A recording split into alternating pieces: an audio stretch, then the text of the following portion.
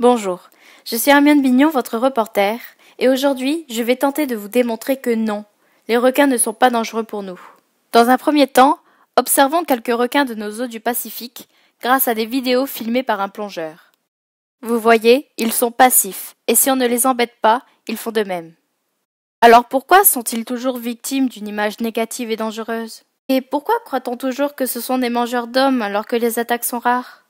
La médiatisation systématique de ces accidents n'aide pas à comprendre le mode de fonctionnement du requin qui ne mord pas pour tuer, mais parce qu'il confond l'homme avec ses proies habituelles. En Australie, un homme a péri après avoir été blessé par un requin non loin de la Grande Barrière de Corail.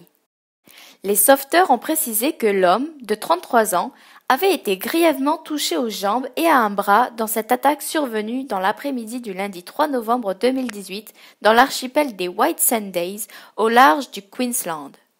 Il est mort dans l'hôpital où il avait été acheminé par hélicoptère, a précisé la chaîne publique ABC, d'après les informations du 6 novembre 2018 fournies par BFM TV.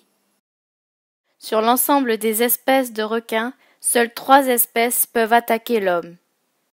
Le requin blanc, le requin bulldog, le requin tigre. 10, c'est en moyenne le nombre de décès dus à des attaques de requins. En comparaison à d'autres animaux, les éléphants et les tigres sont responsables de 100 décès par an, les crocodiles 1000 et le moustique, qui est le plus dangereux, avec 725 000 décès. Pour faire court, il y a plus de risques d'être tué par une chute de noix de coco à la plage que par un requin. Le requin continue donc d'avoir une mauvaise réputation de dangereux prédateur pour l'homme, alors qu'il est lui-même une victime. 100 millions, c'est le nombre de requins qui sont massacrés chaque année par les hommes pour leurs ailerons.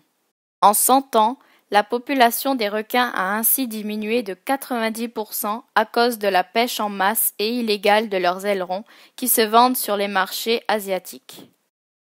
Le shark finning, c'est le nom que l'on a donné à cette méthode barbare et interdite qui consiste à appâter les requins, les hisser sur un bateau, leur couper les ailerons et les relâcher en pleine mer.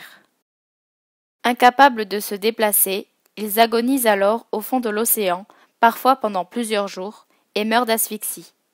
C'est ainsi que sur les 350 espèces recensées, 30 sont actuellement en voie de disparition. Alors, ne serions-nous pas nous-mêmes de dangereux prédateurs pour eux?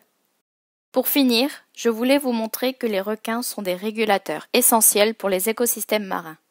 Situés en haut de la chaîne alimentaire, les requins mangent les poissons malades, blessés ou faibles, ce qui permet d'avoir un écosystème sain en évitant la propagation de maladies et en permettant la reproduction des espèces les plus fortes. Actuellement, une dizaine d'espèces est protégée par la Convention sur le commerce international des espèces de faune et de flore sauvages menacées d'extinction. Je vous remercie de m'avoir suivi et j'espère que vous ne considérerez plus les requins comme dangereux pour l'homme, mais plutôt l'homme comme prédateur pour eux.